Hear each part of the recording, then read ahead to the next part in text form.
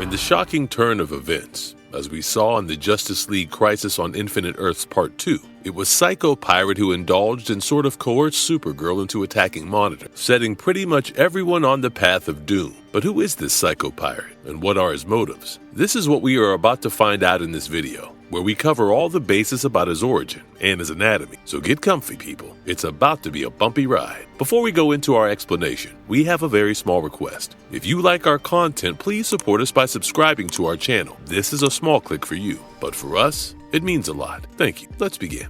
Backstory of the original Psycho Pirate. The Psycho Pirate that we saw in the movie is the Psycho Pirate of the Tomorrowverse. The original Psycho Pirate is someone completely different. Charles Halstead, introduced in the 23rd issue of All-Star Comics, was an employee of a newspaper company. He worked under Rex Morgan and felt envious of the latter's success. So, to destroy Rex Morgan for good, he decided to create a fake persona known as the Psycho Pirate, and he challenged the Justice Society of America to 6 different emotion-themed challenges. Charles Halstead was a linotyper in the Daily Courier, so he made sure to type false information to spread hate amongst the readers. But nobody knew who he actually was, so when Psycho Pirate presented the challenges, the Justice Society showed up. In the first case, it was Hawkman who was in charge. Here, Psycho Pirate's thugs told a business tycoon that his daughter was kidnapped, even though at first the business tycoon was not willing to believe anything the thugs were saying. When his daughter did not call him by the expected time or return home, he felt hopeless and decided to cough up the ransom. Hawkman learned about this and decided to roughen up the thugs as well. They told him that the girl was taken somewhere else, and the hero hurried to the specified location. He found the girl in a trap where the walls were closing in,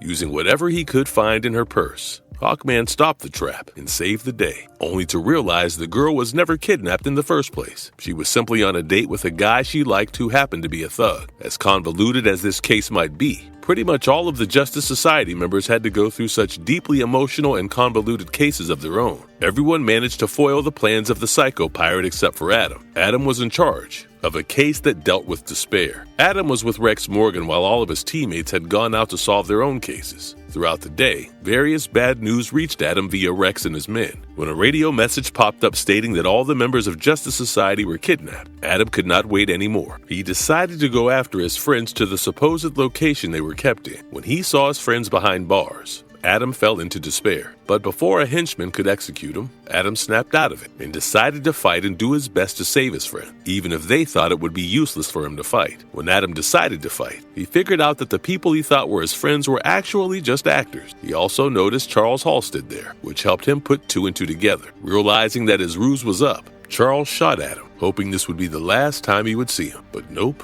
With the power of friendship, Adam managed to reach Morgan's office. He was far too weak to enter the building, so he used the air vent near him on the terrace to expose Rex's best friend as the perpetrator. Charles sent his thugs to the terrace to throw Adam off the ledge, but Thunderbolt managed to save him in the nick of time. After getting caught, Charles went through a whole bunch of emotions before he gave up. Hawkman pointed out that it was Charles's pride that led to him being caught. He was so confident he would never be caught that he never moved his loot from all the robberies he had committed so far, making it super easy to put Charles behind bars.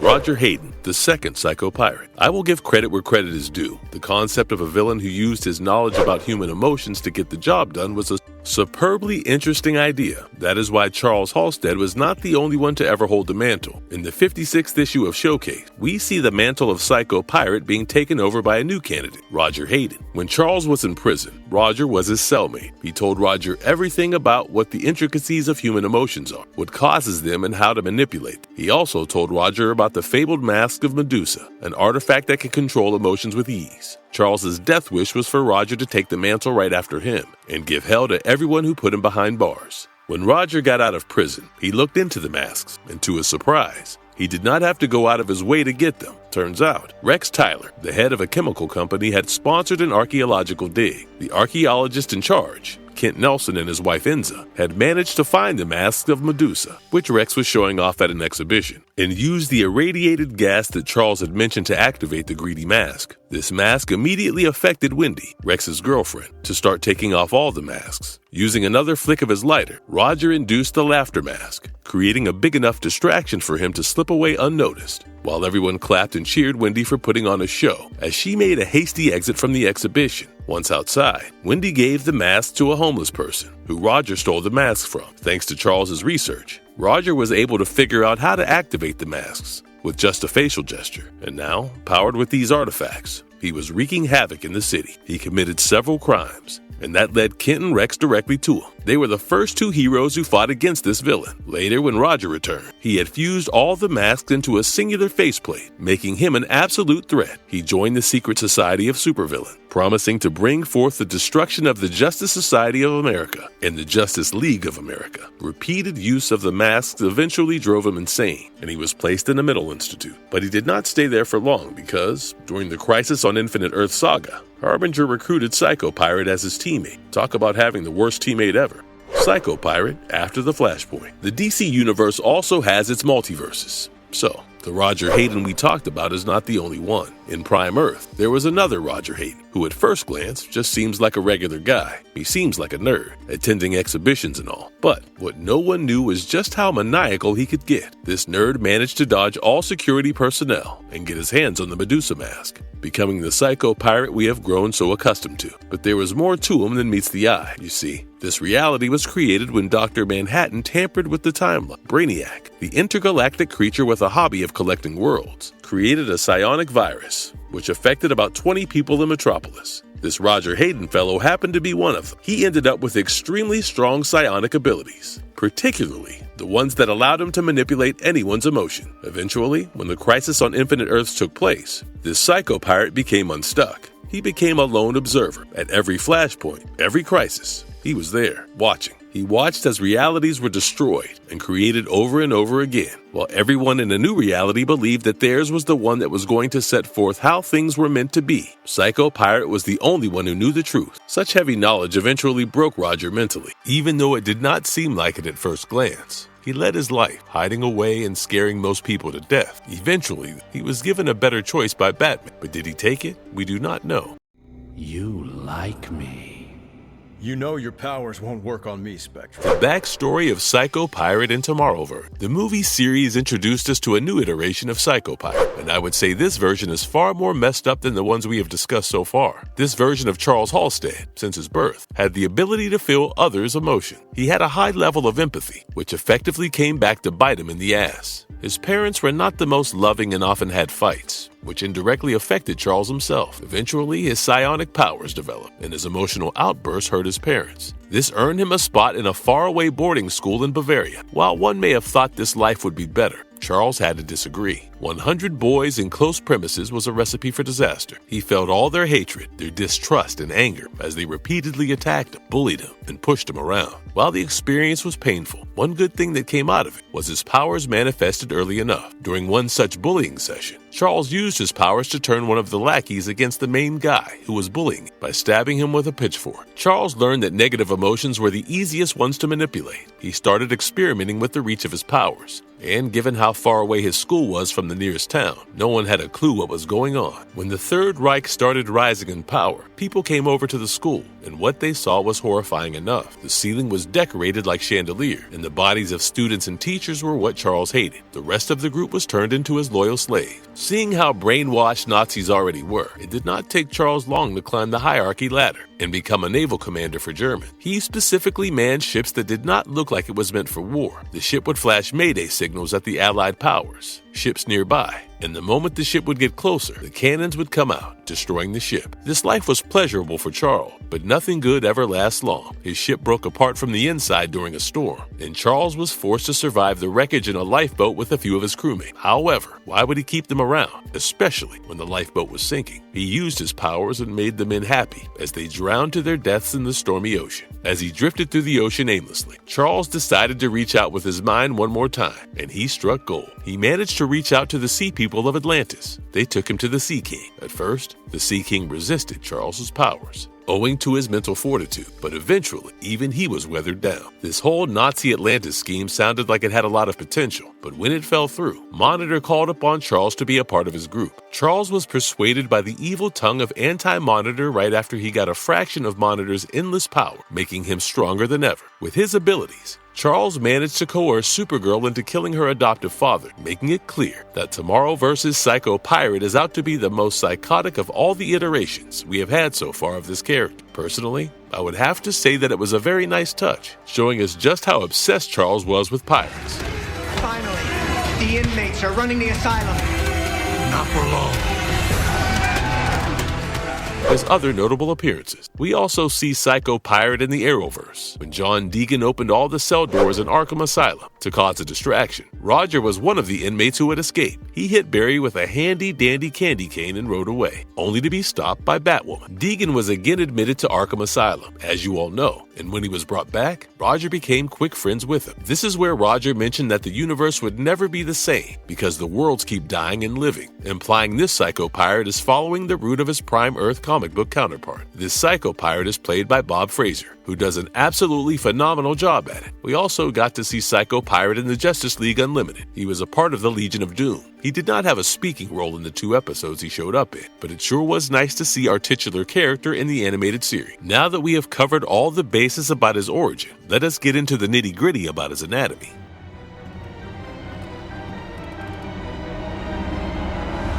He controls the entire human emotional spectrum. The main thing that Psycho Pirate is associated with is the manipulation of human emotion. One has to wonder just how he manages to do it. See, the artifact we mentioned before, the Medusa mask, when Kent first unearthed it, there actually happened to be several such masks. There was a mask for pretty much every major emotion you could think of. Now, while it is true that human emotions are far more complex than we can ever fathom, when you have the basics down, it gets really easy to control people for the time being. This mask allowed Psycho Pirate to feed on others' emotion, which is gnarly but pretty cool in a sick, twisted way. Payback is in order.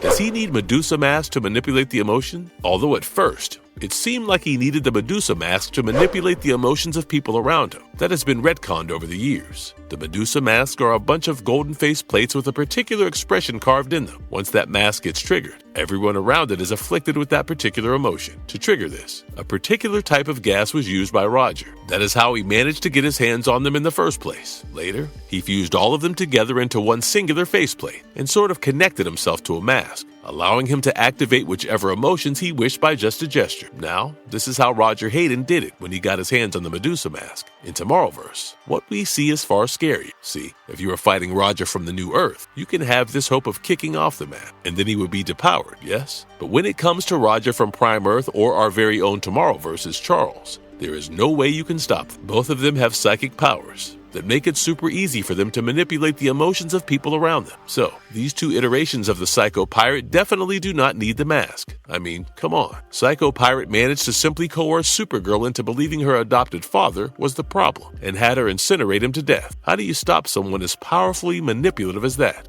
How many types of Medusa masks does he have? There are actually 2 versions of the Medusa mask that we see all throughout the comic book panel. The first one is the artifact, Medusa mask. Roger Hayden of New Earth stole it from Rex Taylor, while Roger Hayden of Prime Earth stole it from a museum in the Prime Earth timeline. This Medusa mask was destroyed by Superman after Psycho Pirate went on a rampage in Metropolis. However, this was not the end of this vile artifact. Here comes the second version of the Medusa mask. This one is actually a tool. Psycho Pirate used this machine to exert his control over the emotions of those around him.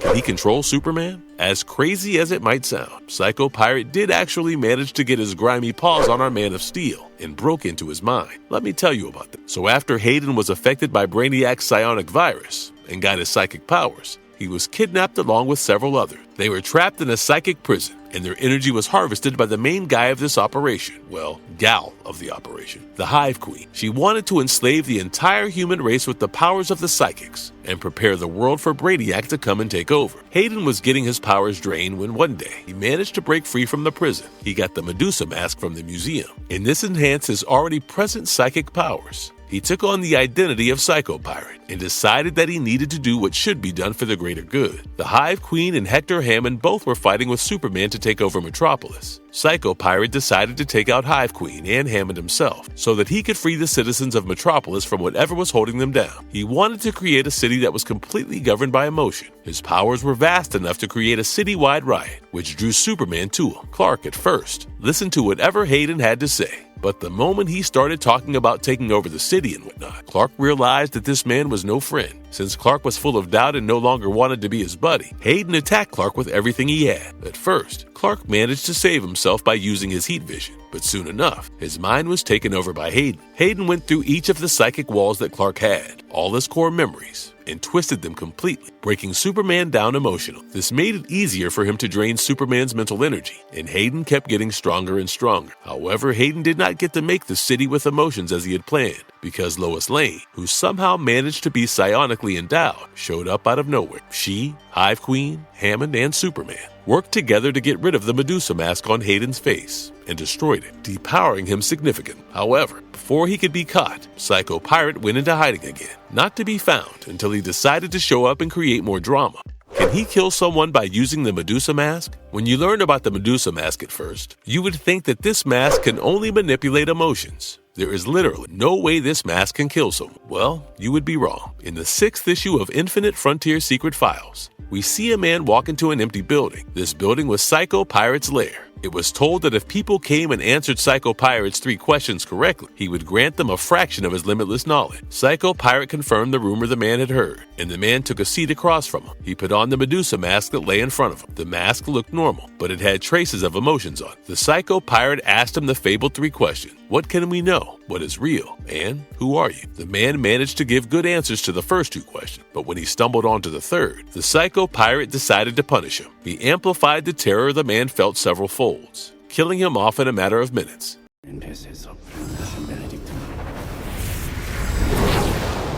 Does he have Dr. Fate-like powers? The second part of the Crisis on Infinite Earths truly expanded on the character of Psycho Pirate. Here, we see the Halstead had kidnapped Dr. Fate. He tortured the man over and over again until the Lord of Order decided to snap back using his powers. The moment he activated them, Halstead seemingly absorbed it all, so now he has Dr. Fate-like powers on his roster too.